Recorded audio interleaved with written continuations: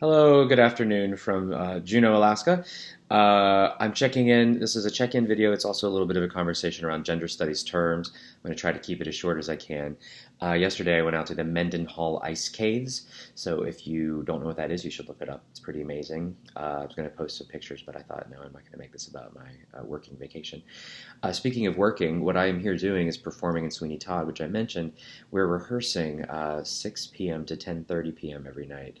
Um, which again is 4 hours behind you. So then I get home late and I sleep late. So anyway, we will. It doesn't seem like we're going to overlap a lot, except maybe in the middle of the day when we're both going to be awake. But I thought I would just say that if you catch me, I'm always happy to answer emails as soon as I get them if I can.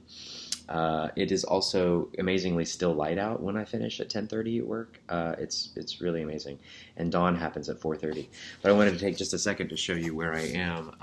This is out the window of the house where I'm being hosted. You can see the mountains across on Douglas Island. That's the Gastineau Channel. And it's just beautiful here. And rarely is it this sunny, because it's actually in a cold weather rainforest. So it's usually very, very wet and cloudy. But we're having this kind of weather, so it's hard not to get out like I have been going to do. I'm very casual today. It's summer school and it's online, so I'm still in my tank top for the day. So I want to say a couple things just to remind you. I'm not a gender studies scholar. It's not my area of expertise necessarily in scholarship. I'm an actor by training and I teach theater. So some of the conversations that we have about gender studies, especially if any of you are gender studies majors or minors who are taking this class to fill that particular requirement, I just want to apologize in advance that I do my best to lead those conversations, but it's not my an immediate field of interest, although it does interest me a lot. And I really appreciate the conversations that you guys are already having about the Kimmel articles and about the Bechdel test. I encourage you to continue. Also, to speak about those comments, you guys are doing great. Posting a thread and commenting, I'm really interested in the quality of your conversation more so than the quantity of conversation that you're having. But so far, you're doing a great job. So I just want to say, keep engaging with each other. You're allowed to engage. You're allowed to engage more than just the minimum requirement. I think if we're here, we have to have these conversations for credit for college. Why not make it a rich conversation? We're allowed to disagree with each other respectfully as well. Um, let's see. I think also because of the upcoming election and some of these ideas are really, really prevalent right now about what is it to do. I was telling my host here, she and I were talking about some of the things that you guys are reading, and she sent me an article that she thought was interesting. So it's definitely a topic that's interesting to lots of people for lots of reasons. Um, and I think it's also difficult sometimes as men. As a man, I think it's sometimes difficult to have these conversations because I begin to feel guilty for everything that's wrong with society, and I think that it's linked to my gender. It's my fault.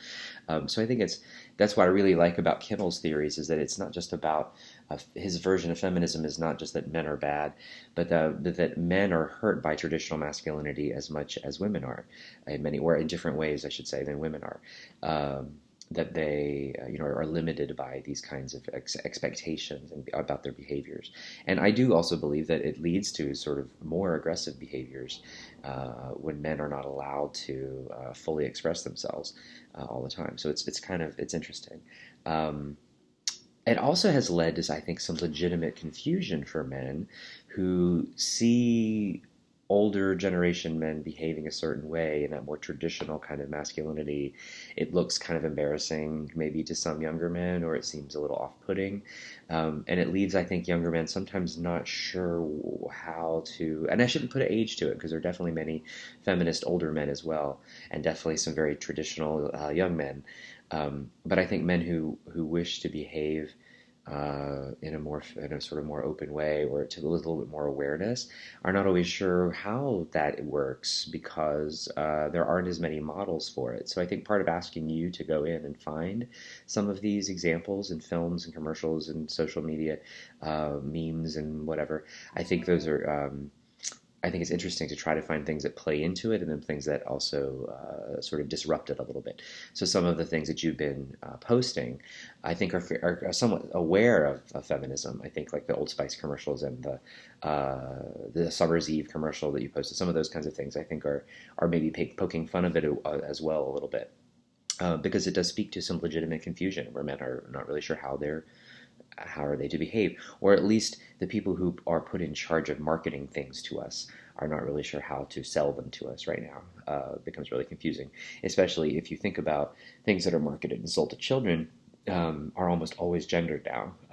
Disney has really changed the market in terms of it's very. I have two daughters, and it's really hard to find things that aren't pink. And they, not that there's anything wrong with pink or purple, but if they want anything else, it's really difficult to find things in neutral colors. I'm going to put up a link to to an article that looks at film scripts, just for fun. I think it might be kind of interesting. I thought it might be kind of interesting for you guys to see. And let's see, what else did I have in my notes here? Yeah. Oh, I worked on a film last summer that was received a grant because all of the women involved in the film, or all of the sort of most important key roles in the creative team were women, and was super rare. It's very rare to be an all-female creative team, meaning the director of photography, the script writer, the screenwriter, and the main producer.